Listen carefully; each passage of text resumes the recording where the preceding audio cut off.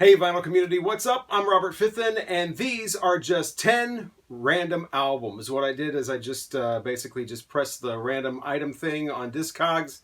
These were the first 10 that came up that were vinyl LPs. So I tried to think of a theme to do for a video, something cool, and I just thought, I can't think of anything. I'm just going to do 10 just completely random albums from my collection and see if I can actually come up with something interesting to say about each one of them. Album number 1. Billy Joel, the Nylon Curtain. So we're basically starting off right in the middle of the road. Billy Joel, I'm sure you know who he is. Nylon Curtain was his 1982 album. It's kind of a forgotten album a little bit. The singles were Allentown and Pressure. And Pressure's got a great video, early days of video, where a kid is like freaking out and gets eaten by a shag carpet, and Billy Joel's like in some kind of, I think it's an office chair, but it's more like an electric chair, and I don't know, it's a crazy video for Pressure. I always like that song, but the Nylon Curtain was the one he came out with before An Innocent Man, where he started paying tribute to the 60s and whatever. So this one's a little bit forgotten about. Well, there's two things I remember about this album, actually. I'm pretty sure this was the first time I ever heard the F word in an album. A song called Laura on here contains it. I know, a Billy Joel album, who knew? But it does, and I was shocked. I didn't know you could say that in songs. Now, obviously, that's been said way before 82. I mean, the MC5 and the Fugs and Jefferson Airplane and all that. But for me being a kid, this is the first time I heard it. And the reason that I had this album is because if you remember Columbia House, that it was a mail order service similar to, it was RCA, and Capitol had one for a while way early. I didn't know about that one, read about it. But Columbia House, you used to see these ads like, get 12 albums for a penny or something crazy like that.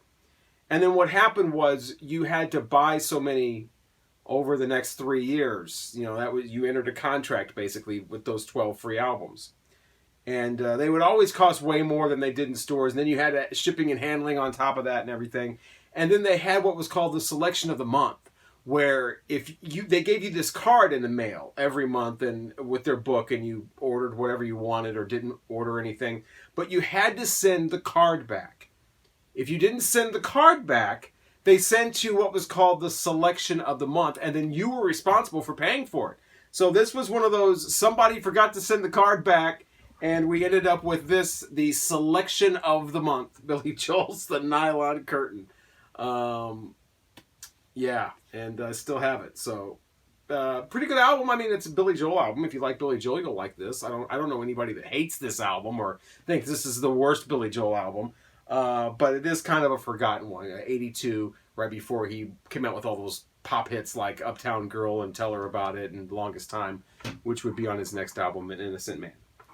Okay, we spent a while on that one, bringing up Columbia House. Moving on to album number 2. Random albums, totally random, chosen by the app, just clicking random. And this is what it said to pull out here. The Clash. This is the UK version of this album, with the Clash here instead of here. This is their debut. I have the US one too, and I kind of actually prefer the American one to this one, even though the American one is more of like a compilation with later songs in there. But it does have Clash City Rockers, which I always thought was a great way to kick off a Clash album. And their awesome version of I Fought the Laws on there as well. This one has Cheat and Protex Blue. I want to say those are not on the US one. Deny, I don't think is on there either. So there's a few different songs. This was the first, one of the first imports I ever had. And it says, home taping is killing music, telling you not to record things on cassette because you're killing the music industry. Way back in, 77, they were thinking about that. So, but yeah, an awesome debut from The Clash, obviously. I mean, incredible album all the way through. A lot of heart in this album, you can tell. And as far as the lyrics and the content, obviously a few notches above some of the other punk stuff that was coming out at the time or later. But yeah, The Clash, Jamie Jones, I'm So Bored with the USA, Career Opportunities. They do a remake of the reggae song Police and Thieves. Yeah, all great on here. Remote Control, probably one of my favorites on here, definitely.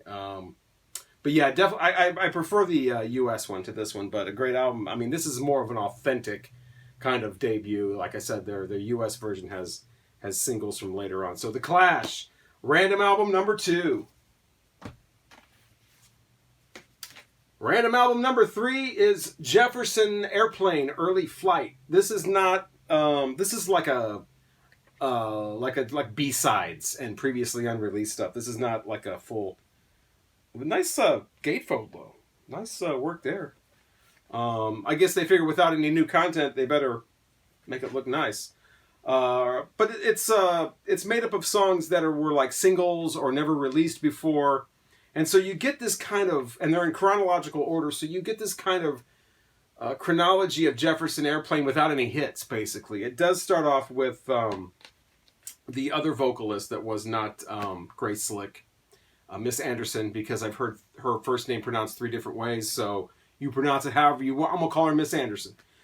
She's on here with High Flying Bird, and then we don't hear from her again. Then it goes on to the next part. Running Around This World was the one that was supposed to be on their debut album, but the record label would not let them put it on there because it said the word trips. So, you know, we go from basically you can't have the word trips in a song to just like 2.5 years later they're putting the F word in a song. And it's fine. It's released twice. Two times they say that in the Volunteers album. But yeah, this is a pretty good listen for a bunch of B-sides. Nothing bad, nothing wrong with this album at all. It's a little bass heavy. It definitely, they try to remix some of those 60s songs and kind of make them sound like 70s kind of songs. So you can find these songs on other things like bonus tracks on the album, on the CDs or box set or whatever. I'm not even sure if this is even on CD. So decent release from Jefferson Airplane. I will say that I do like this Early Flight album better than I like Long John Silver or Bark. So I mean, and that's what was out at the time this was released. So their throwaways and B-sides actually ended up better than a few of their actual albums, in my opinion. Random album number 4, Earl Thomas Conley's Greatest Hits. If you're not familiar with country music, besides the heroes like Johnny Cash and Hank Williams and Willie Nelson, Earl Thomas Conley was basically 80s, as you can tell from the shoulder pads and the pushed up sleeves there. But he had an incredible amount of like number ones in the 80s. He was all over the radio, and a lot of them are on here. Nobody Falls Like a Fool was huge. Somewhere Between Right and Wrong, Holding Her and Loving You, Once in a Blue Moon. Those are all number ones. And he was played over and over and over. Really giving you a good indication of what country music radio anyway is like. They play the hell out of you, and then the decade changes and you're done. You never get heard from again with a lot of the... I mean, there are obviously exceptions. But this guy was 80s kind of keyboard country, kind of crossover poppy keyboard country.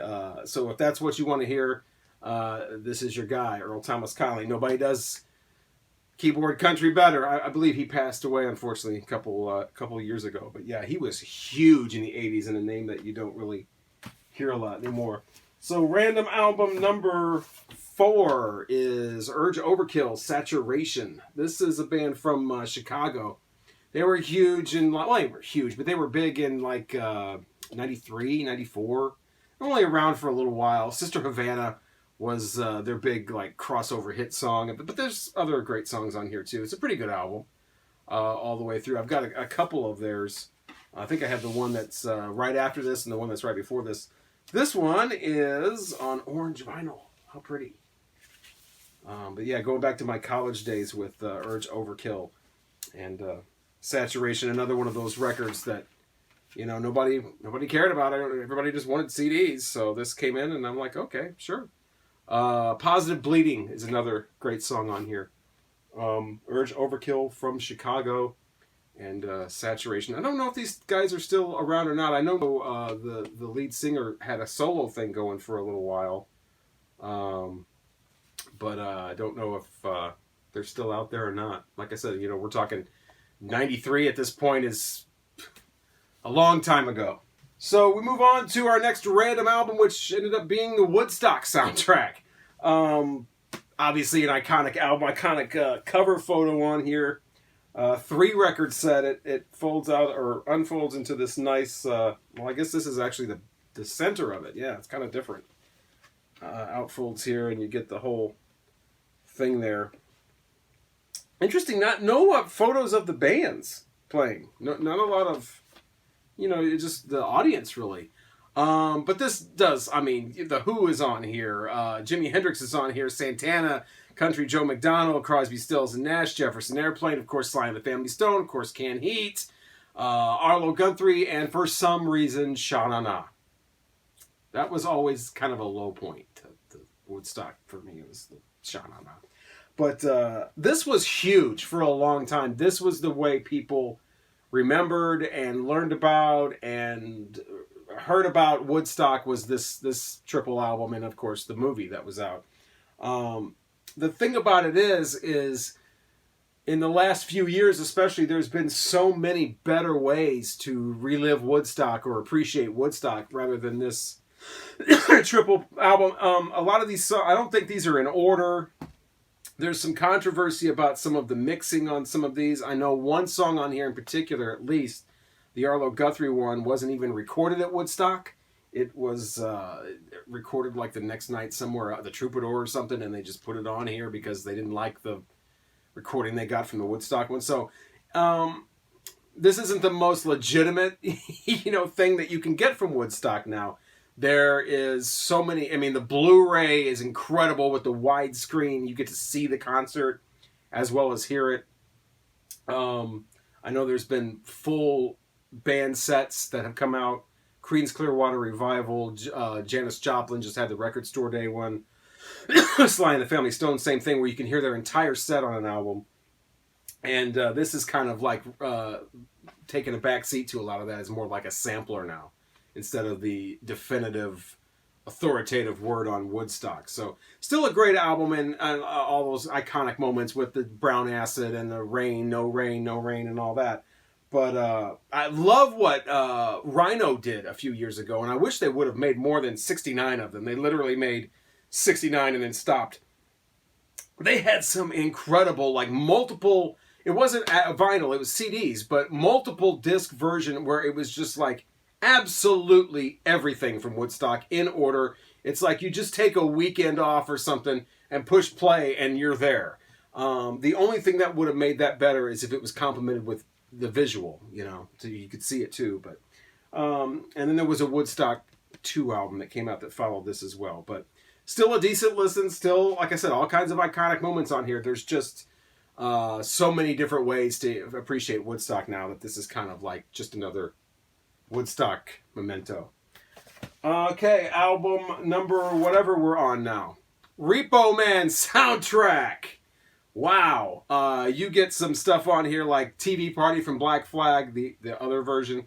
Pablo, but nobody ever called Pablo Picasso. Anyway, Burning Sensations on here. Fear is on here. So is, there's so much stuff on here. Iggy Pop starts it off with the song Repo Man. I think this is one of the only places you can get that. But what a soundtrack that really goes with the movie. I can't imagine this movie without this music. This is early 80s, the punk scene, LA. It's all right here. This could have just been a compilation and it would have been great, instead of just an actual soundtrack to a real movie. But yeah, Repo Man. I remember the movie used to get, because the video store had one copy. So people would trade this movie around and, the 7th generation recording and flipping around and the colors were all off and it looks like some kind of bootleg or something. But yeah, what a great soundtrack. Let's Have a War. Circle Jerks are on here.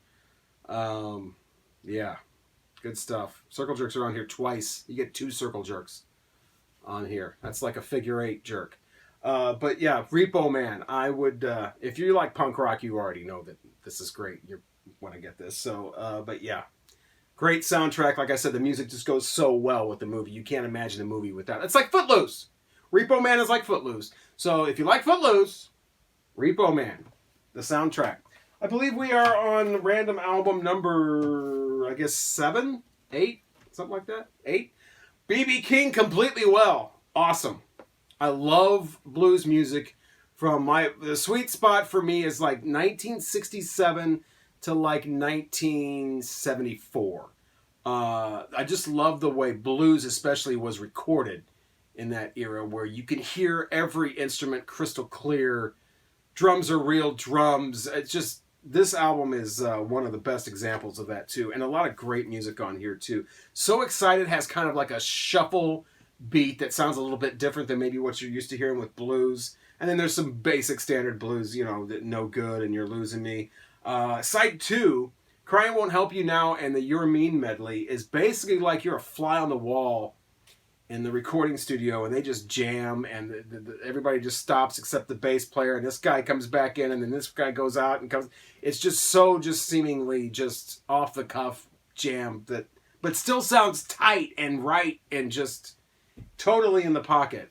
B.B. King, Completely Well. If you don't have any B.B. King albums, I would suggest this one or Live in Cook County Jail. Live at the Regal, I've always heard was like the best, but I don't have that one. I've never heard it. I'm still waiting to find that one in the $2 bins or whatever. Probably not going to happen. But Live at the Regal, I hear, is the pinnacle of B.B. King albums. But I love this one. They're all pretty great from that era, but Completely Well is stellar. And like, you know, you get the nice gatefold here as well with this one. So B.B. King, Completely Well, random album number 8. And moving us on to number 9. Happy is the Sunshine Company. When you think Happy, you should be thinking of these guys according to this record album. This came out in the late 60s. This is a basic sunshine pop. No surprise there, since their name is the Sunshine Company. There's definitely some truth in advertising going on here. Not my favorite. I'm not really into the sunshine pop. Much more into the harder psychedelic hard rock, garage rock of the late 60s. I love the obscure bands. I don't know, the Churchills, Fever Tree, Savage Resurrection, all that stuff that they have 1 or 2 albums. I'm in love with all of that. I wish I would have randomly chose one of those, but instead it randomly chose this. And this is like, you know, if the Brady Bunch smoked a joint, it would probably sound like this. You get a little tiny flavor of little psychedelia in there, but it's not. It's basically sounds like Muzak with, I don't know. I'm not a big sunshine pop fan. And this is in great condition. It's still in partial shrink. The record looks like pristine. I really just wish I had a hard garage rock album that looked like that instead. But the Sunshine Company, you know what Happy is for somebody. Maybe you're a big fan of the Sunshine Company, or maybe you're a fan of Judas Priest. That is our final random album today.